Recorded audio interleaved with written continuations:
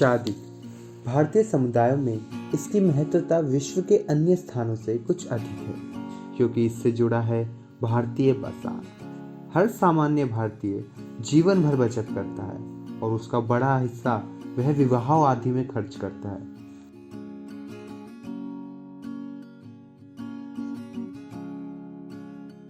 परंतु आज हमारा विषय इन खर्चों या इस बाजार पर बात करना नहीं, बल्कि हम बात कर रहे हैं हिमाचल प्रदेश के चंबा जिले की पारंपरिक शादी व उनकी रस्मों की। चंबा क्षेत्र में शादी एक सामूहिक उत्सव है और इसे उसी प्रकार मनाया जाता है।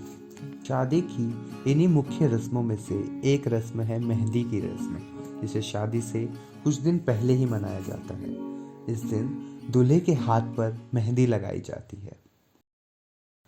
पुरुषों के सिर पर पहाड़ी टोपियां व पारंपरिक नथ टीकों से सजी महिलाएं जब घूम घूम कर आंगन में नाटी का नृत्य करती हैं, तो एक पहाड़ी शादी का दृश्य प्रस्तुत करती हैं।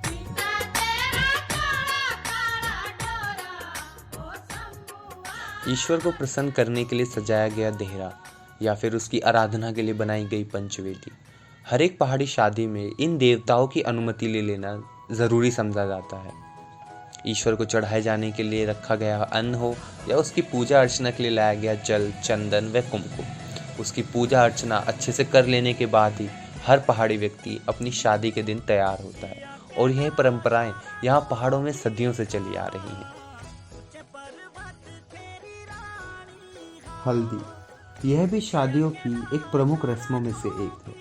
हिंदू परिवार मानते हैं कि शादी करने वाले दूल्हा दुल्हन शिव व पार्वती का ही स्वरूप है, इसीलिए उन्हें शादी से पहले उन्हीं की भांति सजाना व संवारना आवश्यक माना जाता है। उनके इसी श्रृंगार के लिए विभिन्न रसायनों को मिलाकर एक हलद नाम का रसायन तैयार किया जाता है। इस रसायन को लगाने से उन्हें देवताओं की भांति ही सुंदर व गौण वर्ण प्राप्त हो।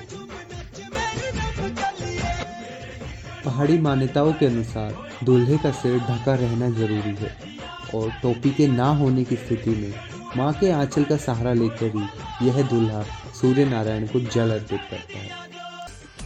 नहाने के पश्चात दूल्हा चंद्रहार पहनकर अपने घर के द्वार पर धान कूटने की रस्म करता है। यह दर्शाता है कि हिंदू शादियाँ कितना अपनी खेती बाड़ी व उनसे उपजे अन्न से जुड़ी हुई हैं। इस रस्म में धान को कूटकर वह देवताओं से सदैव धन की पूर्ति की आशा करता है। इसके पश्चात दूल्हे की नजर उतारकर उसे घर में प्रवेश दिया जाता है। वहां उसे खाना खिलाया जाता है, क्योंकि आने वाले रिवाज तक उसे व्रती ही रहना होगा। इन शादियों के अवसर में ये गद्दी लोग अपने पारंपरिक आभूषणों व पोशाकों में सजना पसंद करते हैं। जहाँ पुरुषों के लिए मुख्य है उनकी टोपी, वहीं महिलाओं के लिए उनके चंद्रहार, माथे के टीके, नाक के नथ और उनकी पारंपरिक पोशाक हिमाचली।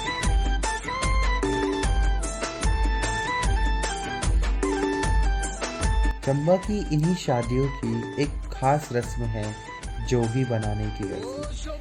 चंबा के विवाह शिव और पार्वती के विवाह को दर्शाते हैं, तो यहाँ भी दूल्हे को शिव की ही भांति सन्यासी की वेशभूषा में सजाकर उसे सन्यास से गृहस्थ में लाने की परंपरा को पुनर्जीवित किया जाता है।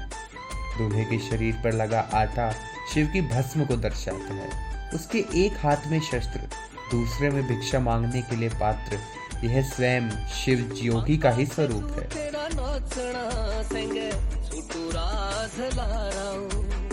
आकाश की ओर गंतव्य कर अपना तीर चलाने वाला ये महायोगी जब इस कर्म को पूरा करके वापस अपने घर की ओर जाएगा, तो महिलाएं इससे इसका दान पात्र छीनकर इसे गृहस्थ में लाने की इस परंपरा को संपन्न करेंगी।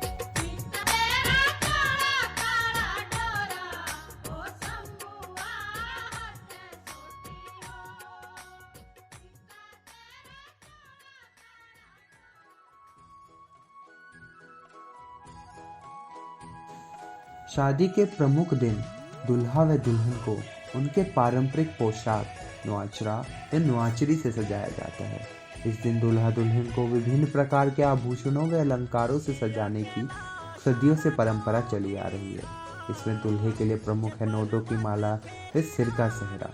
उसका डोलू व उसके सिर पर बने सुंदर आकर्षक चिन्ह।